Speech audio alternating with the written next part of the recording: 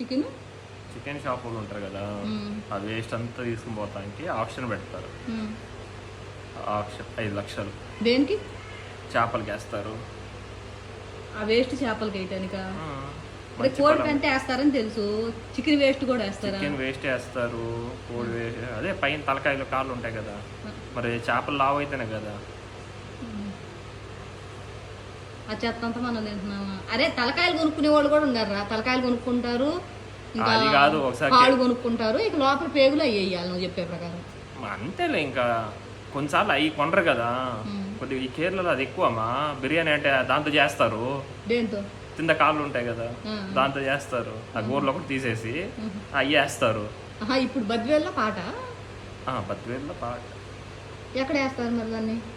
అయ్యే డ్రమ్ములో తీసుకుని పోయేది, చేపల చెరువులు అవి ఉంటాయి కదా, దాంట్లో వేస్తారు. అయితే చాలా కష్టం అట్లా తింటే.